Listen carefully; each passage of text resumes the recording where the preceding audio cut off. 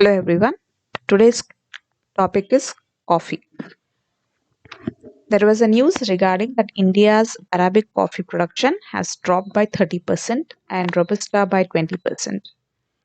The reason is due to excess rainfall, there is a loss of such a coffee output. Coffee is usually grown in India in Western Ghats and Eastern Ghats in a shady area. It's mostly grown in Karnataka and Kerala regions. And India is considered as sixth largest exporter out of 80 coffee producing country. And in India, the coffee is exported up to 65 to 70% of coffee. That means we don't consume much of the coffee but export. In India, as I said you, the climatic conditions for growing coffee, it needs to be cool and in hill stations. So it is more convenient to grow in Eastern Ghats and Western Ghats where the climate is 15 to 28 degrees Celsius and the rainfall is 150 to 250 centimeter. It needs a little it's ne- it needs a little amount of sunlight. It does not require much sunlight and it prefers to grow in shady climate, and little dry weather is required during the ripening of berries, and it is very not good to have stagnant water. It is harmful for the crops, especially as it is a hilly slopes. It should be grown at the elevation of 600 to 1600 meters above sea level, and it requires well drained loams which is having a good amount of humus and has a minerals like calcium and iron. It is ideal for coffee cultivation. And the type of soil which is required for coffee production is fertile, volcanic red earth to deep sandy loam. And the soil should have been well drained soil. That's why sandy soil is not good for coffee growing.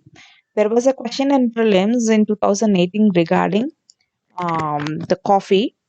There was a question like, uh, what are the crops which is having MSP? In that, coffee was given the option. If you have eliminated the coffee option, you would have got the right answer. So, as it is a plantation crop, uh, MSP is not given for coffee. What are the varieties which are grown in India are Arabica and Robusta.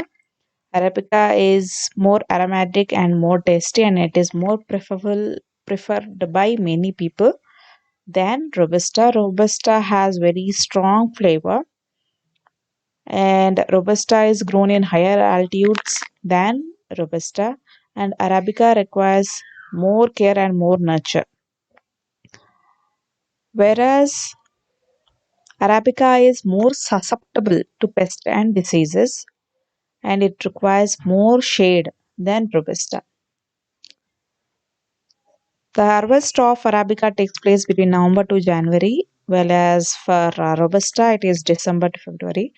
There are some important GIT tags for coffee which are given. That is Coorg Arabica coffee, Wayanad Robusta coffee, Chikmagalur Arabica coffee, Araku Valley Arabica coffee, Baba Budangir Arabica coffee. These are the important GI tags coffee, which is important to remember. Sometimes they may be asking questions related to this.